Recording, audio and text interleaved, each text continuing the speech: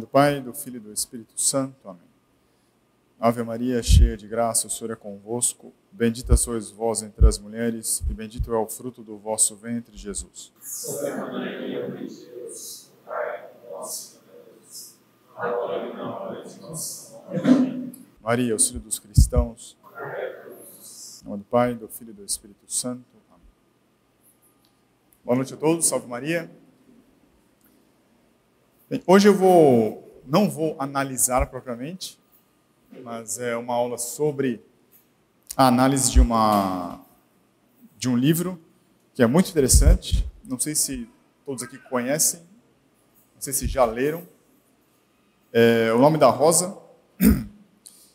E é um livro que foi analisado, e é sobre isso que eu vou tratar hoje, analisado pelo professor Orlando.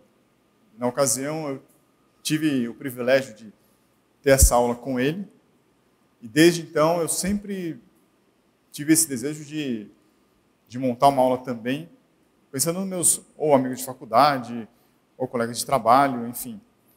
Mas é um pouco difícil, né? Mas tem um outro motivo, que eu considero isso como um livro de entrada, como se fala. Para quem não conhece, para quem não estudou filosofia, teologia, tem uma noção errada da história, como nós vamos ver, o que aprendemos na escola, no cursinho, né? Essa análise do livro vem bem a calhar, vem bem a suprir essa lacuna. E é claro que quem nunca viu filosofia ou teologia vai ter uma dificuldade natural. Porém, se a pessoa se esforçar um pouco e estudar a própria análise, ela acaba pegando os conceitos, pegando o vocabulário, podendo se preparar para pegar coisas um pouco mais aprofundadas. Por isso que eu digo que é um livro de entrada, que vale muito a pena a pessoa ler, mesmo que a pessoa ela não entenda numa primeira leitura, mas o modo como o professor coloca, o vocabulário que ele utiliza é muito acessível. Então, com certeza, com um pouco de esforço, uma pessoa que é leiga, ela pode ter uma boa noção do que é a visão correta, em contraposição à visão incorreta que se tem. Tá bom? Depois eu vou colocar um outro motivo também, porque eu quis montar essa aula. Bom, então, o livro base é esse, é Nos Labirintos de Eco, do professor Orlando, que ele faz uma análise do livro do Humberto Eco, O Nome da Rosa. Esse livro, na ocasião, foi muito comentado. Um paralelo, digamos assim, uma comparação, mas de menor qualidade, é quando surgiu o livro Código da Vinci. Eu lembro até hoje que as pessoas comentavam, é o livro que abalou as estruturas da Igreja Católica, blá, blá, blá. Mas era vamos dizer assim, uma cópia ou uma tentativa de fazer o que Humberto Eco fez na ocasião. Só que O Nome da Rosa é de uma superioridade, um nível intelectual muito maior do que o Código da Vinci. Digamos que era apropriado para aquela época, e como o nível cultural abaixou, então veio o Código da Vinci. E eu traçaria até um paralelo, hoje, como acho que pouquíssimas pessoas leem, salvo engano, esse mês foi lançado um filme sobre o conclave, que também é a mesma coisa. Fala-se que isso aí vai abalar as pessoas, porque tem uma visão diferente do conclave, porque eles mostram os defeitos dos cardeais lá, né? Então, realmente, foi uma coisa bem... Tira o sobrenatural da história e coloca como se fosse uma organização humana qualquer, né? Mas é no mesmo estilo, é na mesma linha. Fala-se um monte de mentiras e bobagens, né? Para que o público que venha a consumir esse conhecimento tenha uma ideia errônea da Igreja Católica. Então, O Nome da Rosa ele foi lançado em 1980, faz tempo já, né? O próprio autor conta que ele começou a escrever em 78, demorou 2 anos então. Foi embora seja um livro difícil, tem várias partes em latim que o autor não traduziu, está em latim mesmo. Ou seja, é só uma edição que tenha uma tradução, nem que seja de rodapé, é possível você ter acesso ao que ele colocou lá, né? Mas foi um sucesso de edição. Curiosamente, em 85, ele escreveu um novo livro chamado Pós-Escrito, ao nome da Rosa, porque ele percebeu, digamos que, as pessoas não entenderam nada do que ele escreveu. Então, todo escritor, embora ele declare que esse livro pode ter muitas interpretações, como tudo na vida, né? Ele é um relativista. Todo escritor ele quer ser compreendido. Então, como ele viu que as pessoas acho que não entenderam nada, então ele resolveu escrever um pós-escrito. Com a desculpa de que era a gênese do livro, como que ele fez o livro, as fontes que ele buscou, a metodologia. Mas no meio desse escrito ele dá algumas pistas do que ele queria dizer de fato. E isso o professor leu. Tanto que no trabalho que o professor montou, ele leva em consideração o que o próprio autor confessa ali. Isso por quê? Qual é esse cuidado que o professor teve? É para não dizer que é uma mera interpretação dele. Embora seja possível até, claro, quem tem o conhecimento de poder extrair alguns pontos do nome da Rosa, ainda assim seria uma visão particular. Com esse pós-escrito, o professor teve aí um argumento da própria autoridade que escreveu o livro. Então, o próprio Humberto Eco está dizendo, não sou eu. Então ficou muito mais consistente, muito mais fundamentado.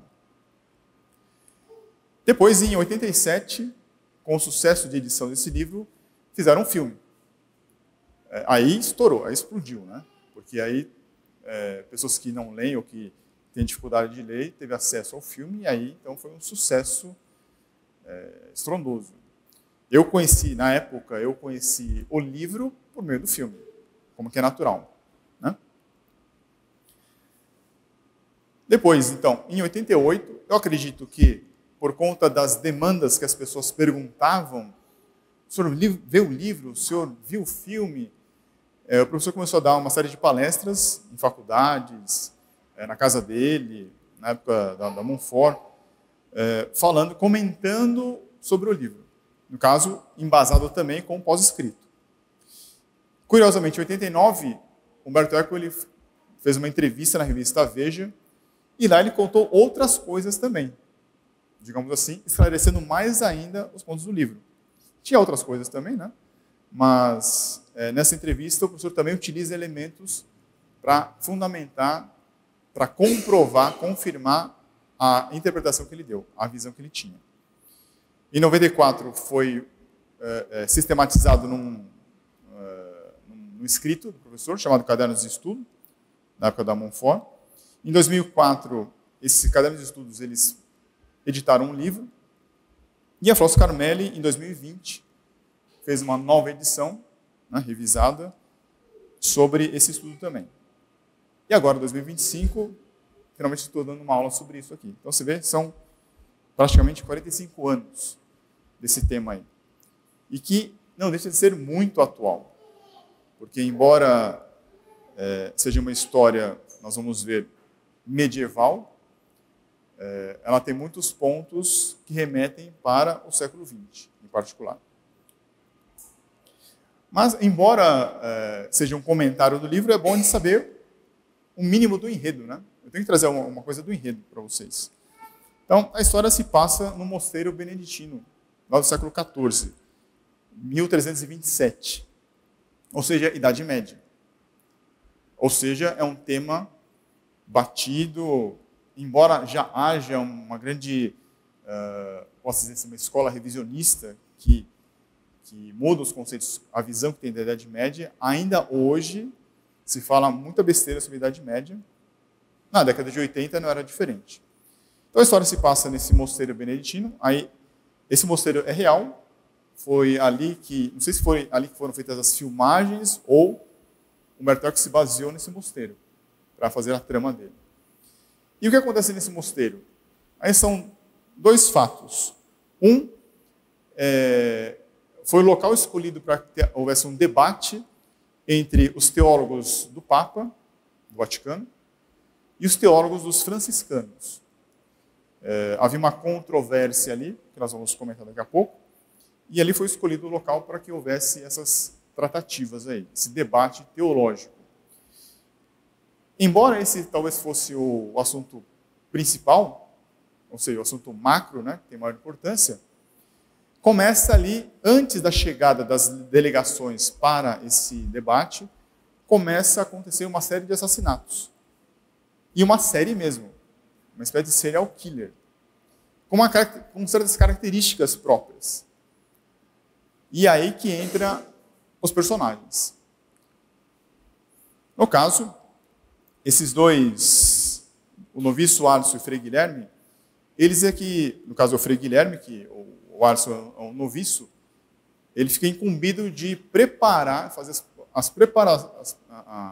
preparação do local para recepcionar essas duas delegações. Ao chegar lá, ele começa a preparar as coisas, começam os assassinatos. Frei Guilherme aí tem um nome, tem um propósito que o próprio autor coloca, Frei Guilherme de Baskerville. Baskerville, isso é geral, todo mundo se remete a um título da obra de Sherlock Holmes, Os Contos de Baskerville, ou seja, ele é inglês, e ele fica, digamos, incumbido de tentar desvendar esse mistério. Por que está havendo esses assassinatos? E aí faz a ligação, e aí todo mundo começa já a entrar no livro pensando que se trata de uma história de investigação para saber quem é o criminoso, uma competição de gato e rato, com pistas, com deduções, para tentar verificar quem é o assassino. Né? Então a pessoa já entra no livro pensando que vai ser uma trama policial. E aí entra o que eu comentei no começo. Eu fiz uma breve pesquisa, uma brevíssima pesquisa no âmbito brasileiro. Fora, não sei, talvez não seja assim, mas me parece que no âmbito brasileiro, eu vi uns 4 canais no YouTube que falam sobre leitura, clubes de leitura, e vi uns 2 ou 3 blogs de leitura também. Todos são unânimes em falar que isso é um romance policial, que se trata de desvendar os mistérios dos crimes que ocorreram na abadia, lá no século XIV, na Idade Média, né? Com todo aquele ar de mistério da Idade Média. Então, exatamente. Mesmo com o pós-escrito do Umberto Eco, as pessoas acham que não leram. E eu fiquei um pouco assim, chateado, porque desde que o professor começou a dar essas aulas, lá na década de 80, posso estar enganado, até hoje não houve nada, nenhum comentário sobre esse aspecto. No máximo, eles vão para a camada superior, que eles vão falar que é um romance histórico também. Então, eles invertem, digamos assim. O foco principal do livro são os assassinatos, e com o pano de fundo é a parte histórica, que vai tratar do conflito, que esse é um conflito real, entre o Império e a Igreja, entre o Estado e a Igreja, para ver quem é que manda na sociedade. Uma coisa que me ficou gravada na aula de histórias da do colégio, havia um conflito chamado a querela das investiduras, porque se discutia quem é que tem a prerrogativa, o direito de nomear bispos. Era o imperador ou era o papa? Para mim parece ser óbvio, né? Mas na época havia essa discussão, porque vários reinos feudais, vários ali, eles nomeavam bispos locais. Né? Você vê que essa briga é antiga. Porque hoje você tem, por exemplo, o Partido Comunista Chinês, passa pelo crivo deles os nomes dos bispos que vão ser nomeados para uma diocese. Então essa briga não é de hoje, é antiga. E está lá nesse livro também. Então se pensa que a história principal são os assassinatos e um Sherlock Holmes medieval, Guilherme de Baskerville, iria tentar descobrir. Né? E como em segundo plano ficaria a parte histórica ali. Aí se vê a competência do Umberto Eco, ele é um filósofo, escritor, ele é ligado à teoria da semiótica, filólogo. Ou seja, é uma pessoa de vasta cultura. Ele mistura, então, elementos reais, verdadeiros, os nomes de alguns personagens são verdadeiros, com a história que ele inventou. Né? Esse noviço Alisson, então, na época ele é noviço, no livro ele já está velho, então ele está se lembrando dessa época, e é aí que ele escreve. Então Humberto Eco, ele meio que coloca na boca desse Alisson toda a história. E vamos ver que, pela boca do Frei Guilherme, seria Humberto Eco falando, colocando a visão dele, a opinião dele. Né? O terceiro personagem aí é esse bibliotecário, Jorge de Burgos. E é um bibliotecário, manifestamente, ele é cego. Coisa até meio esquisita, né? Um bibliotecário que cuida de livros e ele é cego. Ele tem aí um papel importantíssimo nessa obra. Depois você tem o abade. O abade é o que manda no mosteiro, né? Na abadia. Abade Abona. E tem o auxiliar dele, o monge Aimaro. Ambos aí eu coloquei de propósito mesmo, são italianos. Então são esses personagens que Existem outros personagens, tem outras falas também. O livro é muito rico. Né? Daria para ficar mais horas falando, mas a gente só destaca alguns pontos principais. Né? Dos assassinatos, então, quando Guilherme de Baskerville chega no mosteiro, já acontecem 3. Meio que assim, na sequência, um por dia. A primeira morte eles encontram um monge morto na neve. Então, a neve está toda manchada de sangue. Né? Ele provavelmente ele caiu ou foi caído, né, da torre, se espatifou ali no chão. Então, a neve ficou toda ensanguentada. Uma segunda morte, o monge é encontrado morto num tonel de sangue. Esse tonel de sangue é sangue de porco.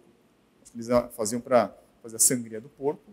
E está lá o monge morto, ou já morto antes, ou foi afogado ali. E uma terceira morte é um monge que está afogado numa banheira, onde tomavam banho. Quando acontecem essas mortes, alguém ou já é o assassino, ou alguém que começa a ver um padrão, começa a dizer que ali estão as trombetas do Apocalipse. Na primeira trombeta, fogo, granizo e sangue queimam 1/3 da terra.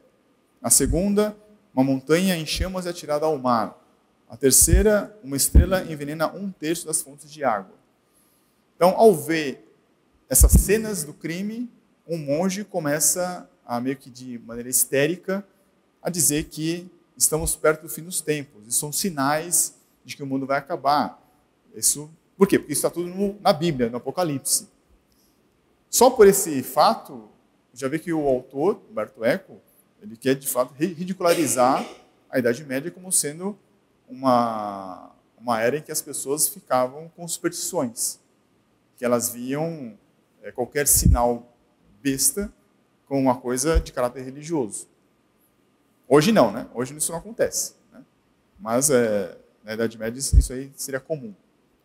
Ou seja, as pessoas eram irracionais, elas viam coisas mágicas ou sobrenatural em qualquer coisa. Muito bem. Depois acontece uma quarta morte, uma quinta morte, ou seja, são 7 trombetas do Apocalipse. São 7 dias. São exatamente uma semana. Remete aos 7 dias da criação. Teve um começo, está se desenrolando e vai ter um fim. O final dos tempos. Na quarta morte, o monge ele aparece com o crânio quebrado. Esse instrumento aí, agora não me foge a memória qual é o nome desse instrumento, ele recebeu um golpe na cabeça e é morto. Né? Uma quinta morte, o monge é envenenado no coro. Eles estão no coro da abadia, rezando o ofício. De repente, um monge começa a passar mal e cai estatelado, morto ali no chão. Isso remete à quarta e quinta trombeta. A quarta escurece 1/3 do sol ou as estrelas. E na quinta é a praga de gafanhotos que torturam os descrentes. Essas são as mortes que acontecem.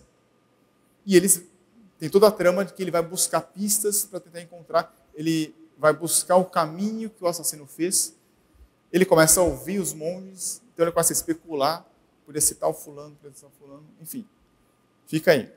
Mas, enfim, as delegações chegam para o debate.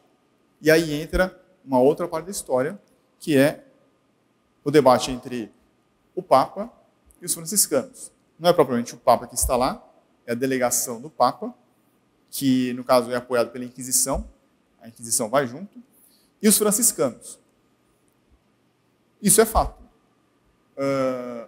Eu não sei precisar o tempo, mas São Francisco morre, e após a morte dele, em pouco tempo, já começa a ter heresias dentro da ordem franciscana. Isso teve reflexo até hoje, por exemplo, com Frei Leonardo Boff, ex-Frei Leonardo Boff, né? Ele era franciscano, ou então o cardeal Dom Evaristo Arne era franciscano também. Todos eles tinham a questão da pobreza como o mote principal, mas a pobreza foi elevada ao status de heresia, porque eles julgavam que todo mundo tinha que ser pobre. A igreja tinha que ser pobre.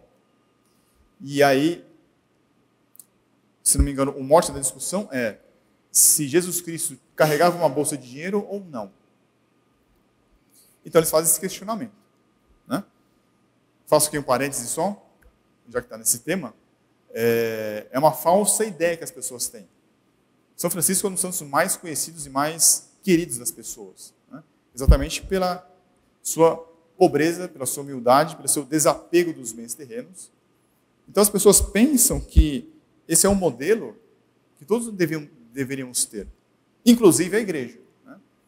E eles citam também um filme que foi visto, sobre, acho que é São Francisco, Clara e Francisco, uma coisa assim. Isso eu já ouvi de várias pessoas. Uma cena clássica que ele entra pobre, né, só com um hábito, todo esfarrapado, no Palácio do Vaticano, indo ao encontro do Papa para receber a autorização do Papa para a ordem dele. Ele submeteu a regra dele para o Papa. E chega lá, o Papa aprova, ele dá um abraço, e fica todo mundo assim, que contraste, né? São Francisco, todo pobre, diante daquela opulência, ostentação do Vaticano com o Papa. Mas esquecem de dizer que São Francisco foi se submeter ao Papa. Ele não fez uma regra e falou assim, vamos viver assim, porque eu acho que é certo desse jeito. Não, ele foi submeter a regra ao Papa.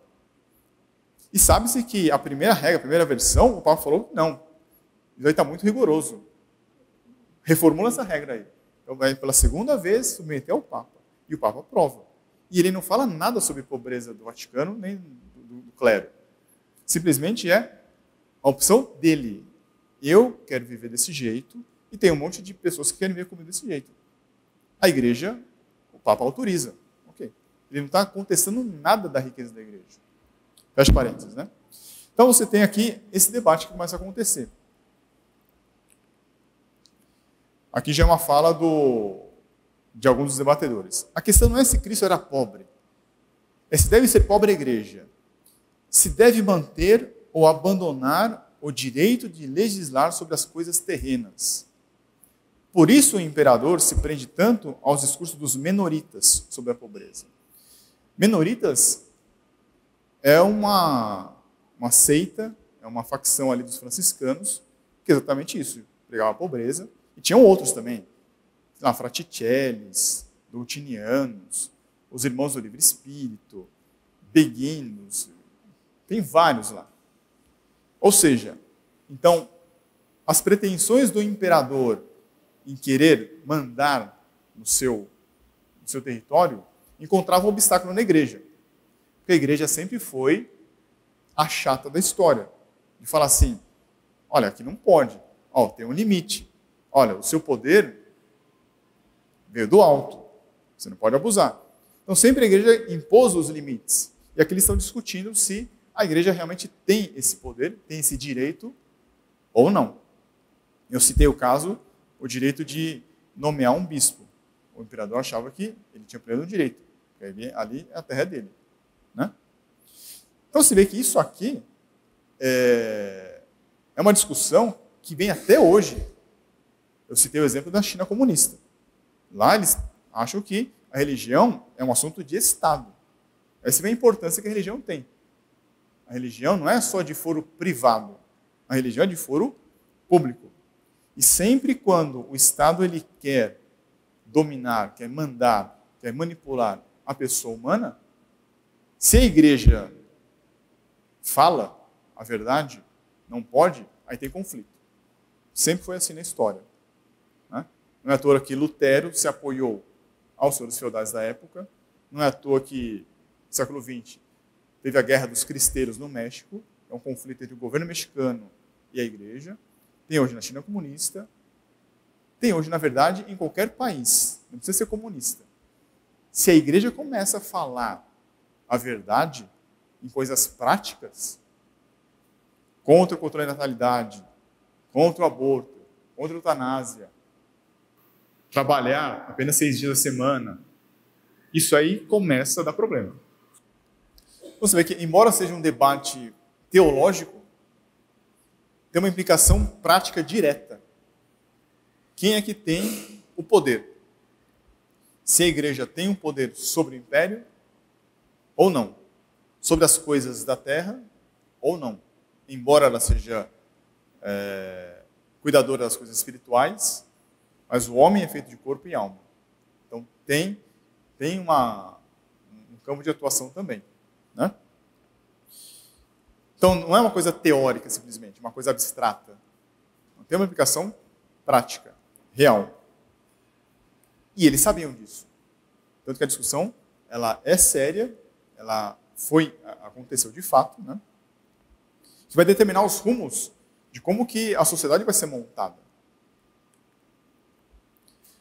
De fato, os menoristas fazem um jogo imperial contra o Papa, porque aí tem uma confluência de interesses. A heresia dos franciscanos falava que a igreja devia ser pobre, despojada, não ter estrutura, não ter uma natureza jurídica. Ela tinha que ser de âmbito privado, sem poder algum, submetida ao império. Isso vai ao encontro dos interesses do império. Né? Então, eles davam aí o respaldo, vamos dizer assim, doutrinário teológico, enquanto que o império, na prática, ganhava mais poder. Continuando. Aqui ele fala de Bacon, é Roger Bacon. Roger Bacon foi um clérigo da Idade Média que é conhecido por causa da experiência científica que ele tinha. Apenas que para Bacon, essa empresa, ou seja, o estudo, conhecimento, devia ser dirigida pela igreja. E acho que dizia isso porque, em seu tempo, a comunidade dos clérigos se identificava com a comunidade dos sábios. Hoje, século XIV na época, mas a gente pode ler hoje, não é mais assim.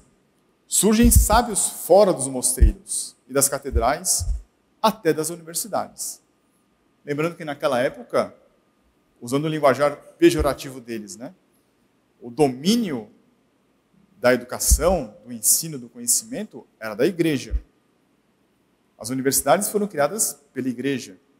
As escolas das catedrais, as escolas episcopais, as escolas paroquiais, surgiu com a igreja. Então, de fato, ela tinha o domínio do conhecimento. E ainda bem, né? Porque se a gente pensa que existe um Deus que criou as coisas de maneira organizada, quer dizer que eu posso estudar essa organização, do que um Deus que age por caprichos, como os pagãos, que é tudo uma coisa imprevisível. Ciência não pode nascer numa sociedade pagã, em que tem deuses com capricho. Somente no âmbito católico que isso podia acontecer. Mas ele fala, olha, só que hoje em dia eu consigo estudar sem ter o respaldo da igreja, sem ter os ditames, os limites, os critérios da igreja. Por isso que eu acho que não deve ser mais assim. Vamos à realidade. A realidade é assim, então eu acho que a igreja não deve mais apitar nada. Assim, penso que hoje a conduta das coisas humanas não cabe à igreja, mas à Assembleia do Povo legislar. Do mesmo modo, no futuro, caberá à comunidade dos doutos propor essa novíssima e humana-teologia, que é filosofia natural e magia positiva. Aqui estamos vendo a decadência da Idade Média e o começo do Renascimento. Né? Uma doutrina chamada humanismo. É o humanismo que começa a tomar corpo aí. Não é à toa que fala aí, humana-teologia. Como é que é humana-teologia? É o humanismo, né? E junto com isso, muda exatamente a forma de governar. Já nessa época já se questionava a monarquia. Então, se pensa em que o povo é que vai montar os seus caminhos, os seus rumos. O poder é do povo. O povo é que vai decidir, então. Né? Já nessa época. Você vê que, então, todas as áreas da vida social são afetadas aí por uma discussão teológica, uma discussão doutrinária. Mas, quando começa a ter esses assassinatos, o abade, ele fica preocupado por quê? Porque isso vai chamar a atenção. Ah, mas qual que é o problema de chamar a atenção? Eles foram lá para debater. Ah, mas porque tinha Inquisição. Então, mas e daí? É que o abade, ele acolheu na abadia vários desses hereges franciscanos. Vários hereges eram acolhidos ali. Ele fazia vistas grossas e moravam todos lá.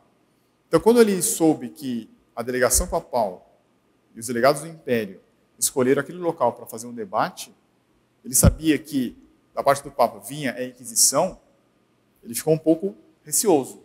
Quando começou a acontecer esses assassinatos, ele ficou mais preocupado ainda. Mas depois a gente vai ver que existe, de fato, um motivo aí para se preocupar com a Inquisição. Né? Então, aí entra um novo tema no livro, durante o enredo, que é a atuação da Inquisição. E aí, é o que a gente já sabe do que fala da Inquisição. Que ela é autoritária, que ela não ouve o depoimento do acusado. Quando ouve, é sob tortura, é tudo enviesado. Então, o ambiente ali, tudo escuro, tenebroso. Né? Até o Bernardo Guy, que é de fato um inquisidor que existiu, ele está na história. Então, você vê, ele é todo branco, né? Seria o símbolo da pureza, mas é aquela pureza cruel que ele é o certo, ele vai então questionar o herege, vai pegar ele com perguntas capciosas, ou seja, tudo negativo. Tudo negativo. Né?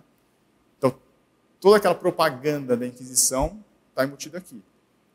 Embora Humberto Eco seja um estudioso, é razoável supor que ele saiba que tudo isso aí fosse uma mentira, mas ele repete essas mentiras aí também.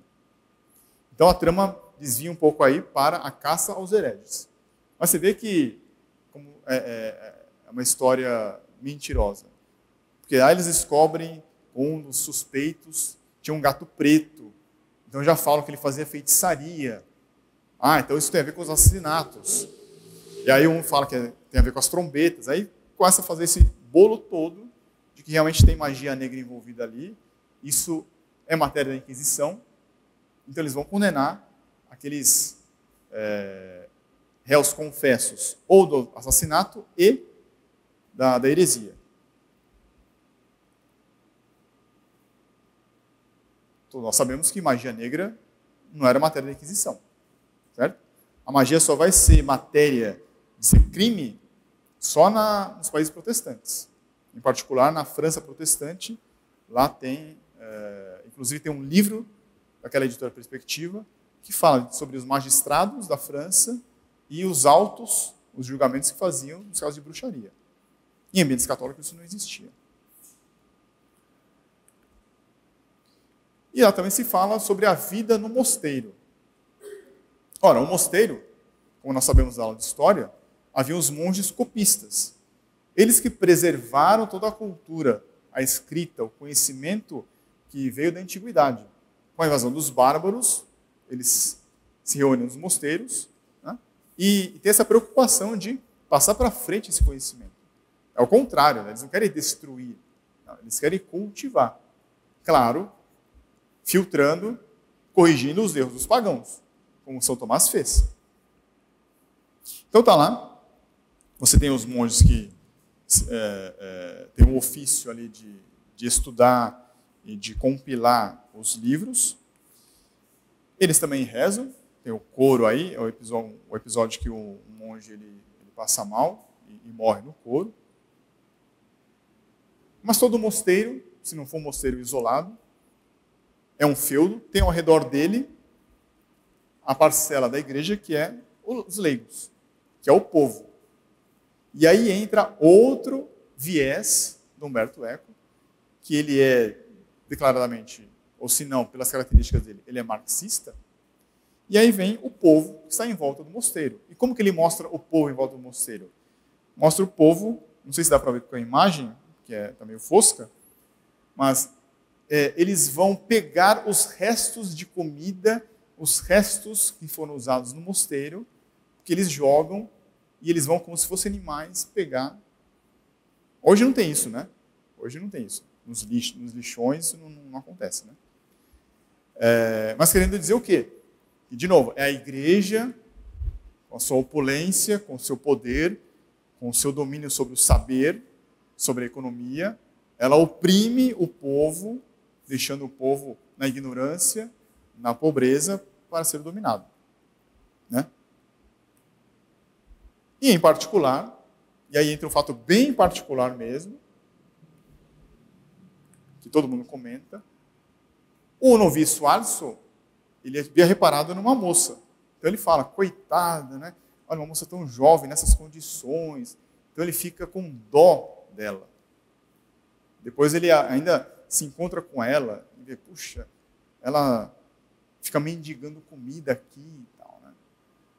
E no final da história, ele vai embora do mosteiro, no final, e ele fica assim, puxa, eu nem soube o nome dela. Aí vai embora. Aí fica todo mundo assim, por isso que o livro chama-se O Nome da Rosa, né? Deve ser por causa dessa moça aí, que ele ficou com dó, só lançando aquela suspeita de que será que a vocação dele ficou abalada? Então fica aí no campo das especulações. Mas aí o pessoal atribui o título do livro O Nome da Rosa, mas que não tem nada a ver. No livro, ele coloca a planta do mosteiro. Olha o nível do detalhe que ele chega. Realmente é um livro grosso. Ele é bem detalhado. Para mostrar o quê? Que ali no centro você tem a igreja do mosteiro, né? E essa construção, não sei se chama-se octógono, é a biblioteca do mosteiro. Só que para eu chegar na biblioteca do mosteiro, eu tenho que passar o cemitério. Isso o professor depois vai comentar, que para eu obter o conhecimento, eu tenho que passar pela zona da morte. É uma passagem, é um caminho penitencial, que envolve a morte. Então, eu só posso ter acesso ao conhecimento se eu passar pela morte. Ele faz uma alusão aí.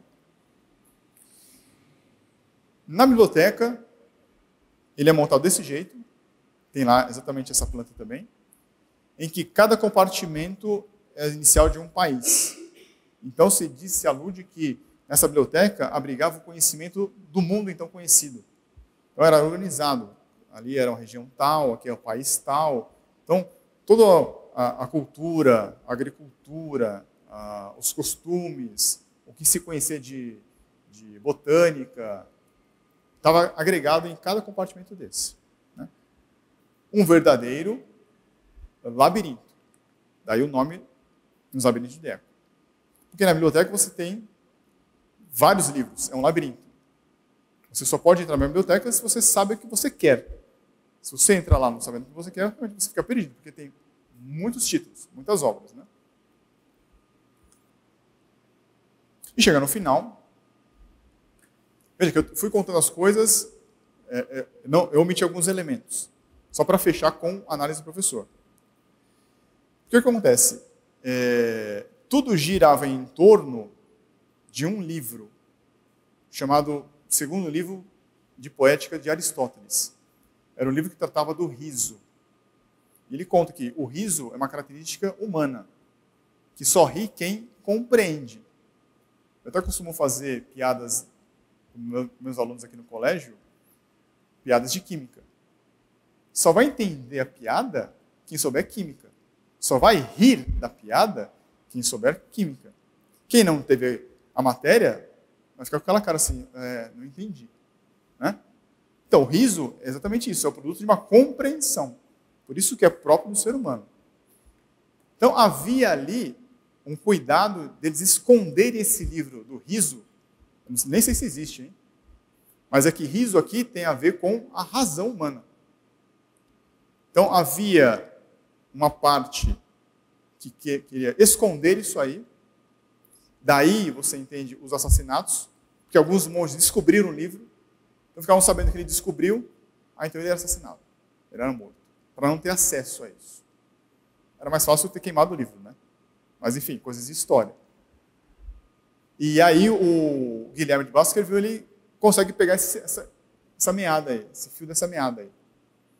E ele vê que tem alguma coisa. E no final, na biblioteca, procurando, ele encontra. Curiosamente, está ali o bibliotecário, o Jorge de Burgos, o cego. E essa passagem que fala, naquele momento, aqueles dois homens, apostos para uma luta mortal, admiravam-se reciprocamente, como se cada um tivesse agido apenas para obter o aplauso do outro, aspirando secretamente à aprovação do outro, que temia e odiava. E aí, Guilherme de Baskerville, ele se encontra com o bibliotecário, ele fica assim, como fala, feliz. Eu sabia que você ia encontrar, eu sabia, porque na verdade os dois são iguais, são inteligentes. Um, digamos, sabe como o outro pensa. Então ele sabia que ia chegar lá. Então ele faz assim, toma o livro então como recompensa, esperando que ele fosse ler. E aí, Guilherme Baskerville pega o livro e começa a ler. Que interessante, que coisa. E aí o bibliotecário, ele percebe que o Guilherme não caiu na armadilha dele. Qual armadilha? Ele colocou veneno nas páginas do livro.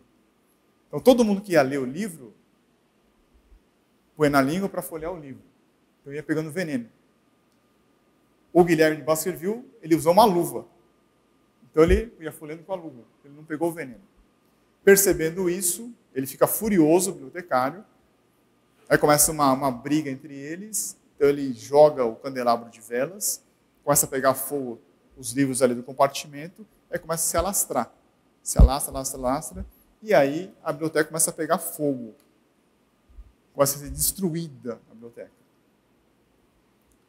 Daí que vem a sexta e a sétima trombeta. Na sexta morte, o abade ele é preso. O bibliotecário, ele prende o abade num compartimento lá, da biblioteca. Ninguém sabe disso. Ele ia morrer lá de inanição, de fome, de sede. Mas com o incêndio da biblioteca, ele morre também. E a sétima morte é ele, Jorge de Burgos, o bibliotecário, que morre. Por quê? Porque ele come as páginas envenenadas do livro e morre. Para quê? Para bater junto com a sétima trombeta. Porque na sexta, fala-se, a cavalaria sobrenatural mata um terço da humanidade. Então, o abade que morre ali nos escombros da biblioteca. Na sétima, tem uma passagem no Apocalipse que fala, toma o livro e devora-o, e ele fará amargar o teu ventre. Meu ventre ficou amargurado. Então, aí fecha o ciclo das mortes. Enquanto teve todos os diálogos dos teólogos, todo mundo teve acesso a esses diálogos. Quem se interessou pelos diálogos absorveu o conhecimento que tinha lá, pegou os argumentos daquela época para hoje, digamos assim. Quando você ouve um erro e você adere a esse erro, você acaba, então, repetindo isso na sua vida também. Né? Você adere. E no final, já hoje seria o Frei Adson, né? Não é mais o noviço. Ele fala, ele já está velho. Então ele termina falando, está fazendo frio no escritório, dói-me o polegar. Deixo essa escritura, não sei para quem, não sei mais sobre o quê. E aqui a frase está em latim, mas eu deixei traduzido. Permanece a rosa antiga pelo nome, temos apenas o vazio dos nomes. E termina. Daí que todo mundo fala, tá vendo? Ele falou da Rosa, está se lembrando daquela moça que ele deixou abandonada lá. Né? Estou falando que é o nome da Rosa. Mas que não tem nada a ver com isso aí. Isso aí foi uma coisa bem, não é nem secundária, foi bem terciária, foi bem marginal. Vamos ver agora, diante disso aqui, hoje em dia ainda na internet se vê as pessoas repetindo as mesmas análises. É um romance policial que trata de um Sherlock Holmes da época, que vai tentar desvendar os mistérios dos crimes da abadia, e tem como pano de fundo. É a mesma coisa. Talvez Humberto Eco, vendo isso, ele resolveu escrever o pós-escrito. Basicamente, o que ele escreveu ali, que o professor Orlando pensou. Tirando a parte técnica, metodológica, né? Ele mesmo confessa. Ele fala, a trama policial ilude o leitor ingênuo até o fim. Então, propositalmente, ele colocou isso, para pegar uma parcela do público, que ia ficar nessa camada. Ia pensar que a história é sobre isso aí. Ponto. Ele diz, na verdade, isso aqui é uma história de labirintos. Mas, é um romance histórico, sim. É um romance policial, um romance histórico. Só que esse romance histórico fala sobre fatos cosmológicos. Fatos cosmológicos, ele vai explicar um pouco melhor. E, na verdade, o público-alvo dele eram 4 ou 5 medievalistas, ou seja, estudiosos do assunto, 1 ou 2 cardeais. De fato, ele é uma pessoa muito erudita, ele deveria frequentar os meios da elite, ele devia ser, como ele mesmo fala no final, que ele fez esse livro para pagar uma dívida a um argentino, bibliotecário também, cego também, chamado Jorge Luiz Borges. Eu só conheço de nome, eu não sei nada sobre ele, então não tenho o que comentar aqui. Mas ele diz que tanto Jorge Luiz Borges como eu, nós somos monges de uma época. Como monges? Eles eram monges, mas que ordem que eles são? Eles não eram franciscanos, jesuítas, beneditinos, eles eram de alguma outra ordem, que não é da igreja. Eles deviam ser irmãos de uma fraternidade que busca a fraternidade universal. Bem provavelmente eles eram de algum ramo da maçonaria, um ramo intelectual. Ele tinha uma dívida com Jorge Luiz Borges, então acho que a dívida seria escrever um livro. Mas você vê que realmente a história ela é densa de conhecimento, que realmente só pessoas estudadas, como medievalistas, alguns cardeais eruditos, que podiam compreender o que ele estava querendo dizer ali. Realmente, tem vários trechos ali que são difíceis. O que ele talvez não contasse é que havia um brasileiro que ia ler essa obra, que ia ler o pós-escrito dele, e ia nos trazer a tradução disso aí, né? Que é o professor Orlando. O professor Orlando, ele era propriamente um medievalista. Ele estudou, ele sabia disso. E vamos ver que ele monta uma análise que é muito consistente, faz muito sentido. Sobre os labirintos. O labirinto da minha biblioteca, aqui, Humberto Eco falando agora. Agora não é o nome da Rosa, aqui é o pós-escrito. É ainda um labirinto maneirista. Mas o mundo em que Guilherme pensa viver, ou seja, naquela época, Guilherme de Baskerville, já é estruturado em forma de rizoma.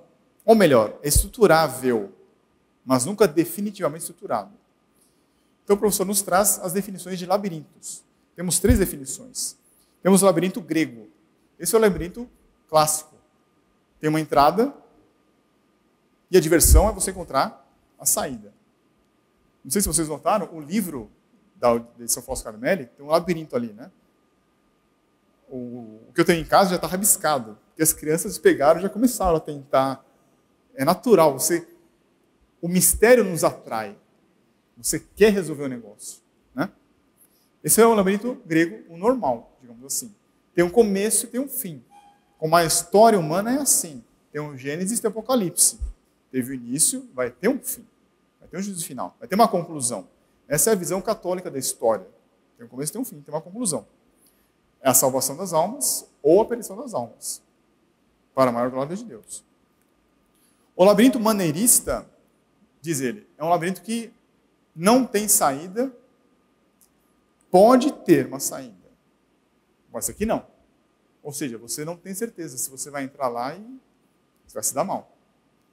Salvo engano, aqui é o labirinto de Creta, do Dédalus e Perseus. Cadê o Tadélio? Não está aqui, né? E que ele foge voando, né? Com as asas de cera. Ele não sai, não tem uma saída do labirinto. Então ele sai por cima. E tem um labirinto rizoma, que ele fala, que é o que o mundo que Guilherme Baskerville pensava que fosse. É um labirinto que tem uma entrada e tem várias saídas. Mas, eventualmente, a própria saída pode ser uma entrada. Ou seja, rizoma, né? Várias entradas e várias saídas. Não existe uma lógica aí, então. Se você quer entrar por aqui, pode. Se quer sair por ali, pode sair. Mas se quiser inverter, você pode inverter. Então, não tem uma lógica aí. Então, ele diz que o mundo seria esse, na visão de Humberto Eco. Você vê que ele não tem a visão nossa católica. Ele tem a visão de outra concepção, outra doutrina. E o que é o fato cosmológico que ele diz lá? O fato cosmológico é, da abadia, fazia parte também a história com H maiúsculo. Razão pela qual eu li crônicas medievais, e lendo-as, dei-me conta de que deveriam entrar no romance, como as lutas pela pobreza ou a Inquisição contra os hereges, os fraticellos.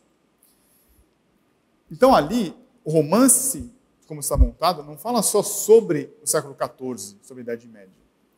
Fala sobre o que estava acontecendo na história do Ocidente, naquela época. Mas também vamos ver que ele fala da história mais recente.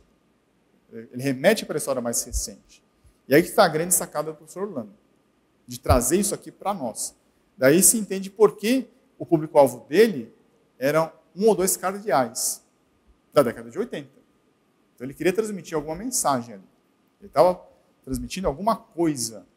Não só para os cardeais, mas para quem tivesse olhos para entender. Né? Continua Humberto Eco. Mas eu precisava de um labirinto fechado. No caso, a biblioteca. E um bom arejamento era necessário para alimentar o incêndio. Que, no final, o edifício devesse incendiar-se, isso era muito claro para mim. Inclusive por razões histórico-cosmológicas.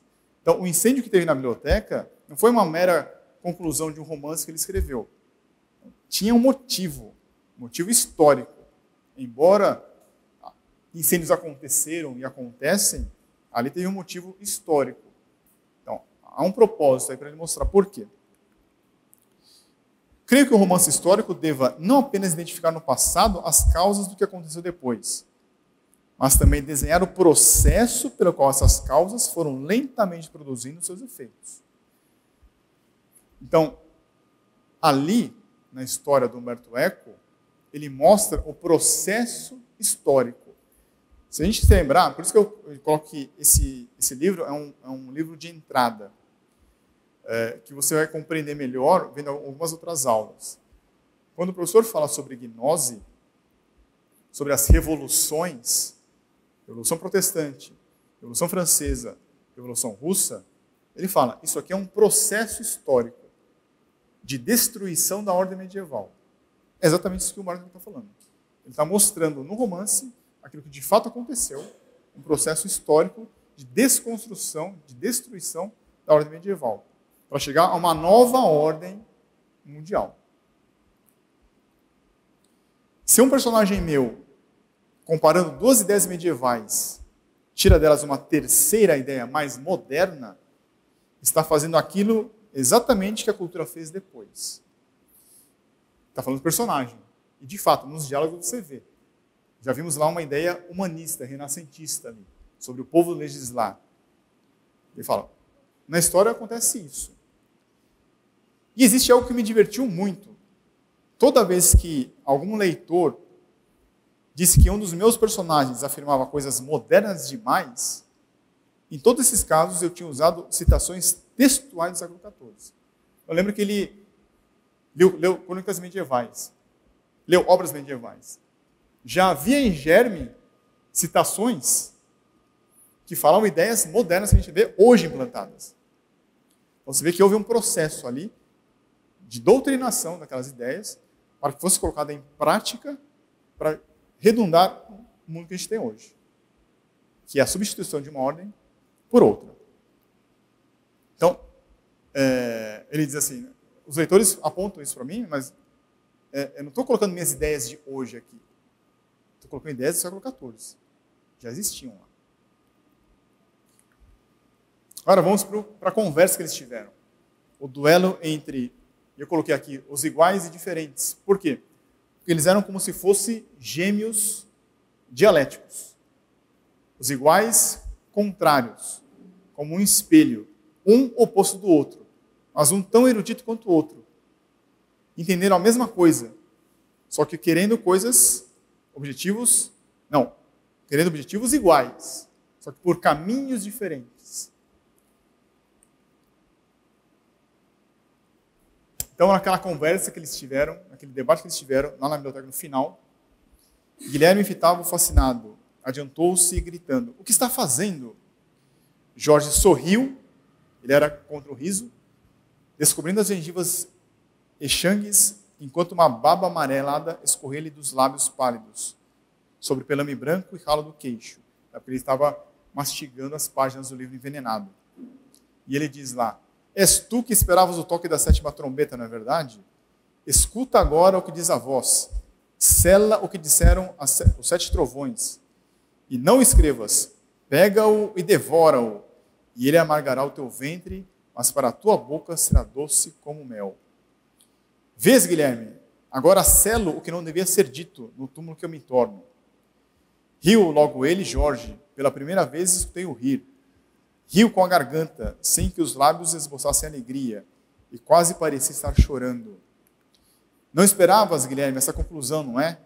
O velho, por graça do Senhor, vence ainda, não é mesmo? E terminou o diálogo com o incêndio, todo mundo pegando fogo e a abadia caindo. E a gente fica assim, tá, mas e daí? O que significa isso aí? A frase aí que eu coloquei, digamos assim, que seria o que explica. O velho vence ainda. O que estava em jogo aí era a questão do riso. Como eu falei, o riso é próprio de criaturas racionais, do ser humano. Ele não queria que as pessoas rissem. Por quê? Porque estava em jogo a salvação da alma. A nossa vida aqui na Terra é se a gente vai ser salvo ou não. A gente corre perigo. Então você não pode ficar rindo.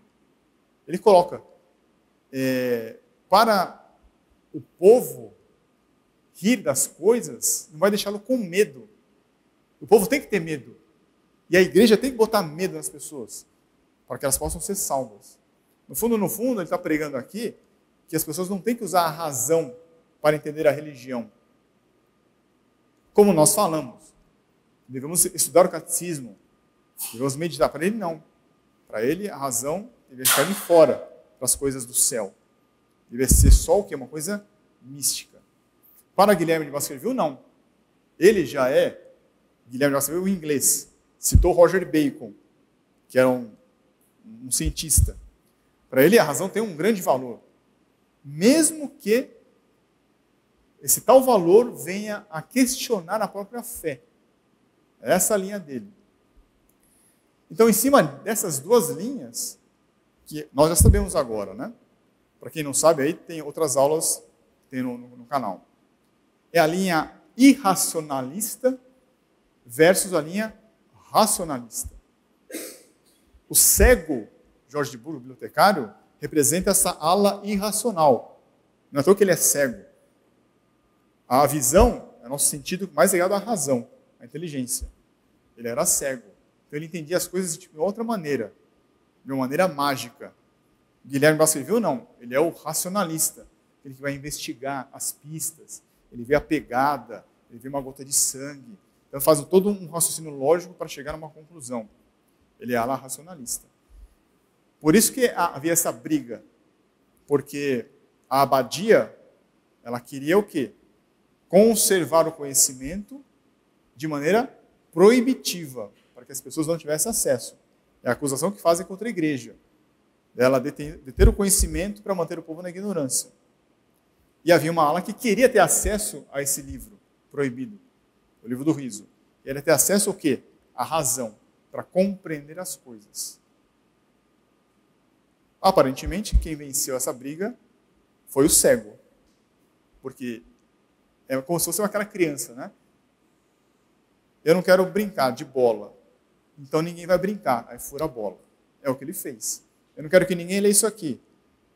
Mesmo que eu morra, então ninguém vai ler. Então, faz um incêndio lá, acaba tudo e morre todo mundo, né? Aqui vem o professor Orlando, então. No livro Nos Labirintos de Eco, ele vai traçando todo esse caminho aí, de maneira bem pedagógica. Ele, propriamente, é que nos faz adentrar o labirinto e vai nos tirar. Então, esses eventos cotidianos, os assassinatos que ocorrem, a prática da virtude, os pecados, e ali se faz alusão a pecados contra a natureza, naquela abadia. Então, isso aí faz parte dos eventos cotidianos. Com a alusão às trombetas do Apocalipse, se dá aí uma pequena ligação com o aspecto religioso. As trombetas, então, remetem para um outro labirinto, o labirinto religioso, que é ao conflito entre a ortodoxia e as heresias. Por isso que lá tinha vários hereges abrigados. Por isso que havia uma busca por esse livro proibido. Porque os hereges queriam ter acesso a esse livro proibido. Só que Humberto Eco era marxista. Ele fala, mas na verdade, essa questão doutrinária, ela é só fantoche. Na verdade, as pessoas têm interesse no dinheiro. É o que se fala hoje, não é? Toda discussão política, ou quando a gente adentra a questão doutrinária, todo mundo se resume assim. Na verdade, porque é interesse econômico, né? A pessoa está querendo o dinheiro. Seja um clérigo, seja um cardeal, seja um estudioso, alguém que faz uma obra de caridade, alguém que não faz, alguém que faz guerra, tudo é motivo econômico. Então entra aqui no outro labirinto que é o motivo econômico. Aqui está em jogo o quê? O interesse econômico do clero e da nobreza. Quem é que vai deter os meios de produção, como os marxistas falam? Então, por detrás da questão da guerra de ortodoxia e heresia, haviam motivos econômicos. Havia uma guerra ali para saber quem ia dominar o povo, para explorar o povo, para obter a renda do povo expoliado. Então entra aqui a luta por dominar o povo. Alguns vão usar as armas, que é a nobreza, são os cães. Alguns vão usar a religião, os pastores. Então é uma guerra entre cães e pastores, pelo domínio do povo. Daí acusarem a igreja de querer deixar o povo na ignorância. Só que aí, todos nós sabemos, quem é inteligente sabe que o dinheiro é um meio, não é um fim. O dinheiro é um meio para quê? No caso, é para a obtenção de poder. Então, no fundo, a guerra por detrás disso é a guerra política. Quem tem a supremacia pelo poder? Aí entra a questão dos debates entre a delegação papal e a delegação do império. Quem é que tem a supremacia pelo controle do Estado, da sociedade? É o Estado, o imperador, ou é a igreja? Quem é um pouco mais inteligente? Porque poder pelo poder, ok, todo mundo fala assim, fulano ele está trabalhando porque ele quer mais poder. Tá, mas também, poder para quê? Qual é a cidade mais importante? Na época que o professor me fez essa pergunta, deve ser Washington. Não, deve ser Moscou. Ele falou, não, a cidade mais importante é Roma, porque o poder está ali. É no Vaticano. Ali é o centro do poder do mundo. Se lá mudar alguma coisa, o mundo inteiro muda. Ou para bem, ou para mal. Então aqui nós entramos já no outro labirinto, o labirinto eclesiástico. A luta pelo poder no Vaticano. E aqui entra os progressistas e os conservadores. Então há uma guerra ali de quem vai eleger o Papa. Será que é o meu cardeal que vai ser eleito ou vai ser o dele? Vai ter aqueles conchavos, os acordos, as tratativas, as conversas de pé de ouvido. Não é à toa que quando tem um conclave, não sei se é uma coincidência que agora teve o filme lançado Conclave, e O Papa está com resfriado, fica todo mundo com foco nele. Ah, não é bem resfriado, tem uma bronquite. Olha, ele foi para o hospital. Por que está todo mundo preocupado? A mídia está preocupada. Porque todo mundo... Então, exatamente. A igreja, a religião, ele for privado. A igreja não apita mais nada. Mas quando o Papa fica doente, fica todo o foco em cima dele. O professor falava que quando vai começar um conclave, todos os governos começam a orientar seus contatos com os cardeais, falando a sua opinião. Seria bom fulano que fosse eleito. Seria bom que fulano fosse eleito. Né? Então, nesse labirinto eclesiástico, começa agora um jogo de interesses para ter o poder. Mas sabemos que a autoridade é fraca. Hoje em dia, sobretudo. Então, no fundo, e aí o Humberto Eco coloca isso, depois a gente vai ver um trecho, mas o professor também coloca que é quem domina a doutrina é que vai dominar o mundo. Uma coisa vai ser heresia ou não, verdadeira ou falsa, de acordo com a doutrina que Jesus Cristo ensinou ou não, se passar pela congregação da doutrina da fé. Hoje acho que mudou o nome, né? De Castério. Ou seja, se tiver um Papa que não está governando a igreja, que fica viajando o mundo sempre para lá e para cá, quem é que está de fato cuidando da igreja? É quem cuida da doutrina da fé. É o bibliotecário que vai cuidar. Ele que cuida dos livros. Ele que cuida da doutrina. Então, o interesse não é só que Papa que vai ser, é quem ele vai nomear para ser o cardeal da congregação da doutrina da fé. Tanto que todo mundo ficou espantado quando o atual prefeito da congregação foi chamado para ser prefeito, né? Então entra no outro labirinto agora, que é o doutrinário, ou seja, no fundo, o problema é doutrinário. Porque, como eu disse, a igreja ela é uma organização supranacional. Não importa se você é católico de Bangladesh, da China comunista, do Brasil, ou dos Estados Unidos, do Japão. Se um Papa falar coisas verdadeiras, como, por exemplo, nenhuma religião salva, só a Igreja Católica, ou o aborto ele é pecado, ou divórcio é pecado, se ele falar isso, se causa uma revolução. Porque aí não vai ter governo, legislação, que vai mandar um católico no seu país. Porque os católicos vão obedecer ao que o Papa falar. O que a doutrina falar. A doutrina é correta. E aqui, isso eu peço desculpas porque, como eu disse, é um livro de entrada, eu peço que eu recomendo, sugiro que vocês leiam. Aqui é um embate entre a visão nominalista e a visão realista. Eu não vou entrar nessa seara agora, para não fugir do foco, né? Mas é sobre a verdade. A verdade existe? A verdade pode ser conhecida pelas pessoas? E sobre os universais. Isso tem tudo a ver com as bases, digamos assim, filosóficas que dá apoio para a nossa doutrina.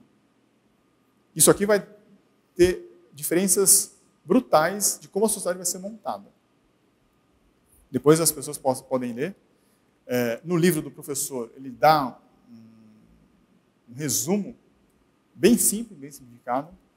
A pessoa pode ter dificuldade, mas se ela se esforçar, ela vai entender. Então, esse embate é que realmente importa. Porque é isso aqui que vai entrar na inteligência de cada pessoa. Se a pessoa individualmente for nominalista, ela vai ter uma visão de mundo, ela vai se comportar no mundo de tal maneira que a sociedade vai ser montada dessa maneira. Se a pessoa for realista, a sociedade vai ser de outra maneira. O comportamento vai ser outro. Isso tem a ver com a alma das pessoas, a alma humana. Como eu disse no meio da aula, se você é racionalista ou se você é irracionalista. Se você preza a razão ou se você despreza a razão. Só que aqui tem um problema. Então, até aqui é o que Humberto Eco coloca no livro e que o professor ele colhe isso e nos apresenta, de fato. Quem lê o livro e consegue depreender isso, quem lê até aqui a exposição do professor, só até aqui, vai pensar que são apenas duas visões de mundo. Ou eu sou irracional, ou eu sou racional. Mas, na verdade, existe uma terceira posição, que é a posição de equilíbrio de fato, que é a visão católica, que é o realismo moderado. Isso a gente vai ver mais para frente. Só para dar esse aviso, porque senão as pessoas, mesmo aqui, elas vão ser induzidas a pensar que tem apenas duas posições. E não é. Mas já falo que é falso isso. E exatamente por causa disso é que está o livro da poética do Aristóteles. Nós podemos trocar esse livro por razão, por riso, e riso tem a ver com razão. E aqui eu coloco a parte do monge falando: o riso, a razão, livra por alguns instantes o camponês do medo. Mas a lei é imposta pelo medo, cujo nome é temor de Deus. Que seríamos nós, criaturas pecadoras, sem o medo? Talvez o mais provido e afetuoso dos dons divinos? Isso é mentira. Temor de Deus é você ter medo de magoá-lo. Não é propriamente ter medo que você vai ser punido. Isso é bom, mas é imperfeito. A perfeição é quando a gente tem medo de magoar a pessoa amada. Então, eu não vou fazer uma coisa errada, porque isso vai magoar a pessoa amada. Isso é a perfeição. Ter medo do inferno é imperfeito. Aí se diz a diferença entre contrição e atrição. Eu estou me arrependido por contrição, é por medo de magoar Deus. Por atrição é porque tenho medo do inferno. Então isso aqui não é bem assim, mas ele coloca aquela visão medieval que a igreja dominava as pessoas pelo medo. E hoje ainda as pessoas falam isso. Né? Ah, que você tem medo, né? Por isso que você é travada. Né? Não é isso. Não tem nada a ver com isso aí. Eu sei como se o visse escrito com letras de diamante, com meus olhos que veem coisas que tu, Guilherme, não vês, porque não tem olhos para ver. Ou seja, o irracional aí, o que é cego, o que nega a razão, ele vê outras coisas, de uma outra maneira, de uma maneira mágica, de uma maneira mística. Daí você entende aqueles exercícios das religiões orientais. Se você fizer certas práticas de zen budismo, de yoga, você vai ver, você vai ter acesso a uma realidade que você nunca viu. Que você, com esse pensamento ocidental, racional, cartesiano, você não tem como ver. Hoje vigora essas duas posições. E aqui o Guilherme pergunta para ele: por que você matou o abade? E aqui vem a ligação que existe entre essa história com a época de hoje. Abone é como se fosse Abba. Abba é pai. Se não me engano, em hebraico. Então, ele está falando do pai. Abone queria que o livro do riso fosse aberto. O grupo dos italianos pedira-lhe para pôr um fim naquele que eles chamavam mistério alimentado por mim e por meus predecessores. Estão agitados pela cupidez das coisas novas. O que significa dizer? O superior da abadia, ele viu que, olha, não tinha jeito mesmo. Olha, então é melhor, vamos liberar esse livro aí do riso. Coloca aí para todo mundo ler. E está tudo bem, né? Para com esse negócio de mistérios que vocês vinham pregando. Não tem mistério nenhum. Não tem sobrenatural. Não tem que ter medo. A razão vai nos esclarecer as coisas. E ele fala: agitados pela cupidez das coisas novas. Coisas novas em latim é rerum novarum. E aí o professor fala: puxa, sabe o que ele está falando então, da época de Leão XIII, que escreveu a encíclica Rerum Novarum? Que é exatamente isso, que as pessoas estavam fascinadas pelo avanço da tecnologia. Na época era locomotiva, telégrafo. As coisas estão correndo, coisas novas estão acontecendo. Então havia um frenesi na época. Então o Papa Leão XIII fala: toma cuidado com isso aí. Então ele remete a isso aqui. Mas não era Leão XIII que ele estava falando. E aqui entra um auxiliar do abade, que é o Aimaro.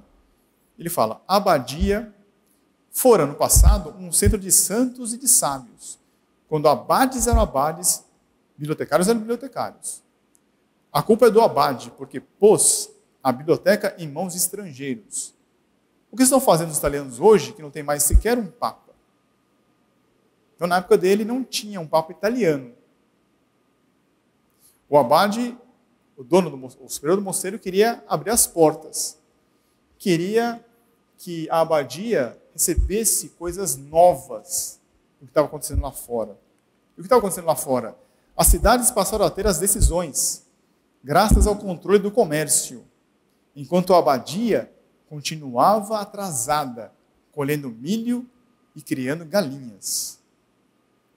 Mas o abade era italiano, diz Guilherme. O papa não era italiano, mas o abade é italiano. O abade aqui conta pouco. No lugar da cabeça tem um armário de biblioteca. Está carunchado. Ele deixa que a abadia seja invadida por Fraticelli, os hereges, e é indulgente com os germânicos. Então, nessa parte, o professor começa a montar as hipóteses. Ele está falando de quem? Se é um romance histórico-cosmológico, ele está falando daquela época, mas está falando também de outra época. Ele alude a ser Leão XIII. Fala, não. Será que é agora? Ele está falando dos tempos atuais, em que a igreja foi invadida por hereges, que o Papa ele é fraco, então quem deve mandar é o bibliotecário. Mas tem um bibliotecário que ele é retrógrado, atrasado, ele quer viver ainda colhendo milho, cuidando de galinhas, enquanto o mundo aí fora está se desenvolvendo. Qual é o Papa?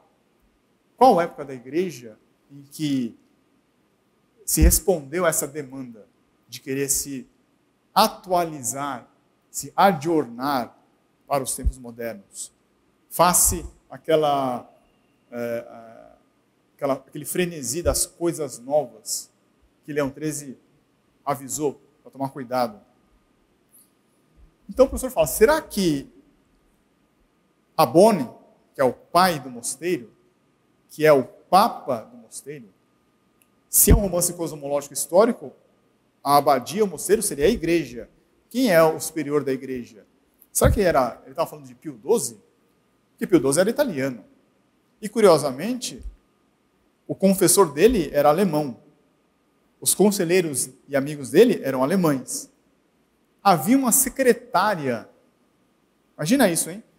Todo mundo fala, né? A época pré-conciliar, e eu endosso isso também, mas eu fico imaginando, antes de 1960, os costumes eram outros. Você tinha um papa que tinha uma secretária. Isso era só muito esquisito. E era alemã. Então, o professor fala, quando o Aimaro fala dos germânicos estarem na abadia, será que é isso aqui então? Talvez sim, talvez não. E o bibliotecário? O bibliotecário, Jorge de Burgos, ele era cego. Quem era o cardeal do Santo Ofício de Pio XII na época? Era o cardeal Ottaviani, que era meio cego também. Era uma coincidência incrível, se coloca. Mas ele vai à frente. Aqui é o Guilherme falando. Aimaro quer que se volte à tradição. Aimaro seria então aquela pessoa chata. Fala assim, olha, eu acho que não devia abrir não. A gente deve voltar ao que era antes. Só que a vida do rebanho mudou, diz o Guilherme. E a abadia pode voltar à tradição somente se aceitar o novo costume do rebanho. Não com armas ou com o esplendor dos ritos, mas com a geração e o controle do dinheiro. Então você está reclamando que a igreja perdeu poder? É claro, o mundo aí fora andou, tem um comércio. Só que não é voltando à tradição, o esplendor dos ritos, que você vai conseguir voltar. Você tem que se adequar aos novos costumes do povo. O povo tem outro costume agora. Você tem que se atualizar, você tem que se adaptar. Aí sim você vai conseguir voltar à tradição. Ou seja, um lugar de relevo, de poder na sociedade.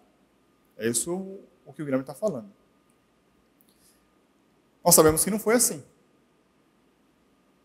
Eles ficaram com a solução. Se tiver a geração e o controle de dinheiro, aí sim você vai ter um lugar na ONU. Que, infelizmente, aconteceu o que acontece.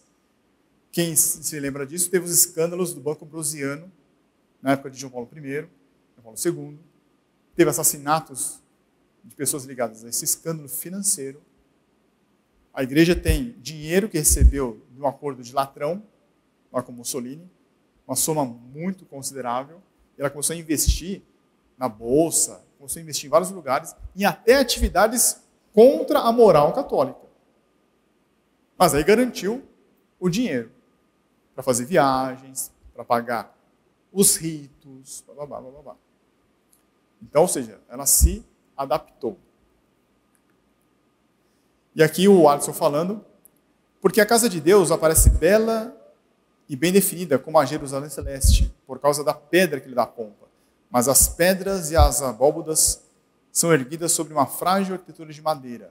Está falando, olha, tudo bem, a igreja é de Pedro, né? É fundada sobre Pedro, mas ela é feita de homens, que em vez de querer voltar à doutrina correta, não, foram querer o poder do dinheiro. A abadia pegou fogo num tempo curtíssimo. O fogo se comunicara pelo alto. Veja, a biblioteca que pegou fogo, mas as fagulhas atingiram o topo da abadia. E lá começou também a ter um incêndio. E tudo veio abaixo. Foi destruído. A ordem medieval foi destruída. Vindo da onde? Vindo de cima.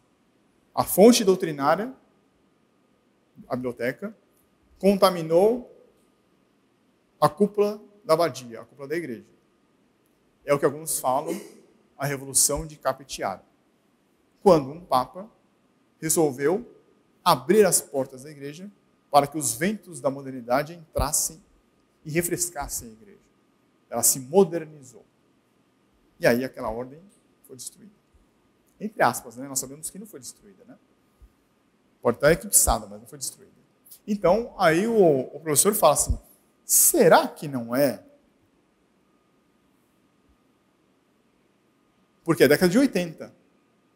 Década de 80, o Papa não era italiano. Polônia, era polaco. O bibliotecário, o prefeito da Congregação da Doutrina da Fé, era alemão, o cardeal Ratzinger. Puxa vida, que coincidência, hein? Muita coincidência. O que aconteceu na década de 80? Eu tirei aqui alguns pontos do Wikipedia mesmo. Na década de 80, você teve um ataque surpresa de Israel para destruir um reator nuclear iraquiano.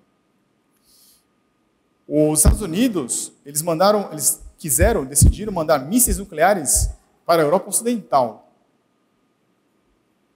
Uma falha no sistema de segurança da ex-União Soviética, pensaram que fosse disparo de mísseis dos Estados Unidos. Houve um acidente nuclear em Chernobyl. Nessa época, era a Guerra Fria. Estava todo mundo com medo que houvesse uma guerra nuclear que ia destruir toda a humanidade. Né? Então o professor alude, será que na igreja, esse combate entre essas duas facções que invadiram a igreja, uma irracionalista, estava brigando com a parte racionalista, os progressistas e conservadores, será que eles estavam brigando e haveria um louco que, vendo que o racionalismo começasse a imperar, ele ia querer promover alguma coisa de proporção nuclear? Deixa eu essa pergunta, professor. Né? Porque, de fato, João Paulo II, na época, ele começou a condenar a teologia da libertação, que é racionalista. O cardeal Ratzinger condenou. Então, começou a haver uma digamos assim, perseguição a essa ala racionalista. E começou a se fomentar, pelo cardeal Swenens, a parte carismática. Aí que surge o revival spiritual lá dos americanos. E aí começa a surgir o carismatismo na igreja. Começa a ganhar corpo. Então eles falam, havia uma guerra. Será que a mensagem de Eco falava sobre isso? Então ele deixou isso em aberto, né? Mas que é bem interessante, uma coincidência interessante. Agora, qual é o ponto que nós temos em comum, que o professor Fedeli tem em comum com o Humberto Eco? Isso que é interessante. O esquema está aí, né? Ou seja, nós saímos dos eventos cotidianos e vamos percorrendo todos os labirintos até chegar na alma humana. Na alma humana, a preocupação era com o riso, com a razão. E de acordo com a tomada de posição de uma pessoa, ela seria ou racionalista ou irracionalista. O racionalismo é o que vai dar uma pessoa que é inovadora, esclarecida, transparente, cientificista, aquela que as evidências da ciência mostram tal coisa. E o lado irracional? O lado irracional é antiquado, ele quer esconder as coisas, ele é místico. O lado racionalista, ele é maleável, ele é dinâmico, ele é gente boa, conversa com todo mundo, ele é de esquerda, ele é revolucionário. E o irracionalista, ele é rígido, ele é atrasado, é arcaico, é estático, ele é de direita, ele é fascista, ele é tradicionalista. Mas peraí. Por causa da confusão que existe hoje, inclusive nos meios católicos, é comum a gente falar que nós somos católicos da tradição, nós vamos à missa tradicional. Mas cuidado, e aqui entra o ponto que eu queria colocar. Humberto Eco, no seu livro, coloca apenas essas duas posições, racionalista e irracionalista. Existe uma terceira posição, que é do realismo moderado. Nós, por conta da confusão, nós falamos, somos a tradição. Mas tome cuidado, porque existe também uma heresia chamada tradicionalismo, século XIX. Por isso que eu prefiro falar, eu vou à missa de sempre. Não, eu sou o quê? Eu sou católico. Ah, mas você é da tradição? Não, eu sou católico. Por quê? Porque na verdade, aqui, o termo não é tradicionalista. O fulano é reformador. Por quê? O progressista de hoje, ele foi conservador ontem. E o conservador de hoje vai ser o progressista de amanhã. Por quê? A diferença aqui é só de velocidade. O revolucionário, ele quer a mudança rápida. Vamos mudar agora, na base da violência, da revolução. O da direita, não. O da direita fala assim, não, ó, vamos obedecer o devido processo legal. Vamos colocar em votação, vamos discutir. É mais gradual. Ele é conservador. Nós não somos conservadores. Nós não somos tradicionalistas, como a heresia do século XIX, que fala que todas as religiões têm uma tradição. Aí fala tradicionalismo. Tanto que tem pessoas que falam, se cada pessoa fosse buscar na sua religião a sua tradição verdadeira, a sua essência, o islamismo vai buscar a sua essência do Islã, o budista vai buscar a sua essência no budismo, os índios buscar nos xamãs a sua essência, cada um ia chegar no mesmo lugar. Isso é falso. Isso é tradicionalismo. Só para, então, não nos confundirem com esses tradicionalistas. O católico, ele é, por excelência, tradicionalista, porque ele segue a tradição da igreja. Da igreja. Porque são duas fontes da revelação. A Sagrada Escritura e a tradição. Nesse ponto, nós somos tradicionalistas. Nesse ponto. Mas não precisa falar. É que a gente fala porque a confusão é tão grande hoje, né? Que a gente tem que falar dessa maneira, né? E o que nos une com Humberto Eco? Que, na verdade, e esse ponto Humberto Eco está certo. Ou seja, as pessoas inimigas da igreja sabem disso também. Que o problema vem lá de cima. É um problema doutrinário, de posicionamento do saber, do conhecimento da verdade. E isso aqui é o que vai reger todo o resto de como a sociedade é montada. Nesse ponto, Humberto Eco e nós estamos com a mesma posição. Por isso a nossa briga de querer ensinar catecismo, de que a pessoa tenha um mínimo de formação, para que ela tenha o princípio correto. Tendo o princípio correto, cada um, na sua velocidade, nos seus costumes, vai chegar e montar uma sociedade correta, de acordo com o princípio verdadeiro, que é da igreja. Agora, mudou isso aí, vai dar problema. E não é o contrário como eles pensam. Ah, vamos fazer aqui a revolução aqui, ó. Não, o povo é que manda. O poder vem do povo. Nós colocamos os dirigentes lá. Não, cada um. Não. É a doutrina que é ensinada ou de maneira falsa.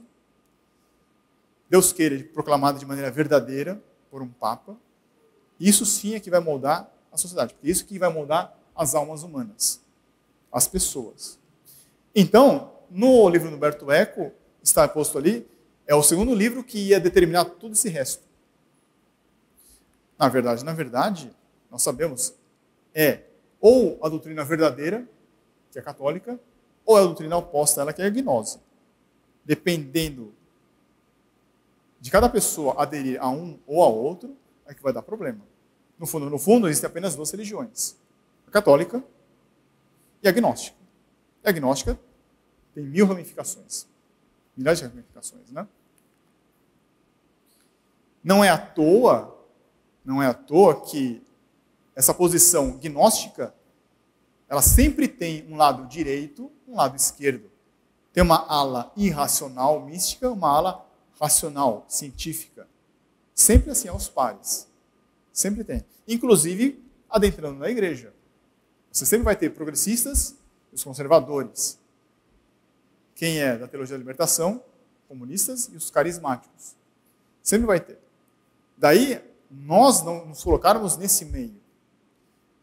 Daí nós não termos que entrar no jogo se você é de direita ou de esquerda. E veja, essa visão ela é tão forte que só existem duas posições, que na época das eleições, quando as pessoas vinham conversar comigo sobre política, elas sabem que eu vou na missa em latim, que eu sou conservador. Eu já falava assim, você vai votar no Bolsonaro, né? Não, nem começou a conversa. Por quê? Porque para ela só existem essas duas visões, só esses dois caminhos. Mas nós não temos que entrar nisso. Se por uma questão prática, nas conversas, a gente declara o voto, é uma coisa. Mas não sair, né? Fazendo propaganda. A gente não estamos nesse jogo aqui. Nós não estamos. Eu sempre gosto de falar essa explicação de um bispo. Como nós católicos só temos um caminho vertical. Ou é para cima, ou é para baixo. O homem moderno, ou seja, ele tirou a doutrina católica da história, fatalmente ele acaba aderindo, sem saber, sem formular a gnose. Então, para uma pessoa moderna, que não é católica, ou que é católica desse jeito, que entra no ser conservador ou progressista, a pessoa fica vagando para a direita ou para a esquerda. Ela acha que a solução para os males da sociedade é ser de direita ou ser de esquerda. Ou, na verdade, você tem que buscar o caminho do alto. Porque senão você vai para baixo. Só existem dois caminhos. O povo hoje, infelizmente, é influenciado para isso. Eles são manipulados ou para a direita ou para a esquerda. Todo mundo é gado. Todo mundo é gado. Alguns seguem de maneira um pouco mais consciente, outros não, mas ficam só nessas duas visões. Na verdade, a visão que liberta, a verdade nos libertará, é a verdade do nosso Senhor Jesus Cristo, é a doutrina católica. E isso Humberto Eco não coloca. Por isso que, lendo o livro, todo mundo associa a quem? O Jorge de Burgos, que é o cego, que é o místico, que é o irracional. Aos católicos. Daí eles falarem, é necessário que os católicos saiam desse misticismo e se adequem, se adaptem ao mundo moderno. Aí eles apoiaram as reformas que são feitas na igreja hoje. Né? Tá bom? Alguma pergunta? Fica com recomendação final. Comprem. Não é para comprar o livro, né? Eu estou fazendo isso para vender o livro. Mas para ler, porque ali você tem um bom resumo, muito bem montado. Pode ter uma dificuldade ou outra, mas dessa visão católica que nós temos da sociedade e como os inimigos, eles usam, no caso, o livro, os filmes, as músicas, para injetar ideias falsas, uma falsa dicotomia entre duas visões apenas. Mas existe uma terceira, que é a visão católica. Tá bom? Era isso. Alguma pergunta? Então vamos rezar para terminar. nome do Pai, do Filho e do Espírito Santo. Amém. Ave Maria, cheia de graça, o Senhor é convosco. Bendita sois vós entre as mulheres, bendito é o fruto do vosso ventre, Jesus. Santa Maria de Deus, rogai por nós, pecadores, agora e na hora de nossa morte. Maria, auxílio dos cristãos. Em nome do Pai, do Filho e do Espírito Santo. Amém.